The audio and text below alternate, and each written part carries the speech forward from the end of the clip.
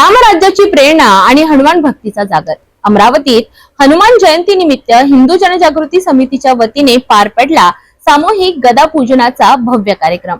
शंखनाद, स्तोत्र पठण आणि रामनामाच्या जयघोषाने वातावरण झाले पवित्र। अयोध्येत श्रीराम मंदिराची स्थापना ही केवळ ऐतिहासिक घटना नसून रामराज्याच्या दिशेने टाकलेलं एक महत्त्वाचं पाऊल मानलं जातं।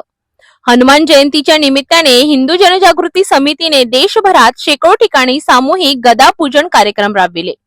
अमरावती जिल्ह्यातील बंडेश्वर भद्रा हनुमान मंदिर, कोंडेश्वर रोड सह एकूण 5 मंदिरांमध्ये या पूजनाचं आयोजन करण्यात आलं।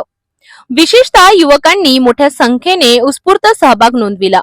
कार्यक्रमाची सुरुवात शंखनादाने झाली, त्यानंतर सामूहिक प्रार्थना, गदा पूजन विधी, श्री हनुमान आरती, मारुती स्तोत्र पठण आणि श्री हनुमते नमः सामूहिक जप करण्यात आला।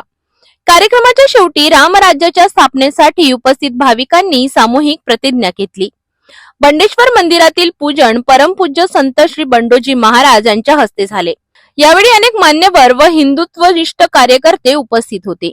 गेल्या 3 वर्षांपासून हिंदू जनजागृती समिती हा उपक्रम यशस्वीपणे राबवित असून यंदाही अमरावतीसह देशभरात उत्साहपूर्ण सहभाग दिसून आला। हिंदू शौर्य, श्रद्धा आणि जागृती यांचा संगम म्हणजे गदा पूजन। रामराज्याच्या दिशेने सुरू झालेली ही वाटचाल अधिक व्यापक होत आहे। अशाच धार्मिक आणि सांस्कृतिक उपक्रमांची माहिती मिळविण्यासाठी पाहत रहा सिटी न्यूज।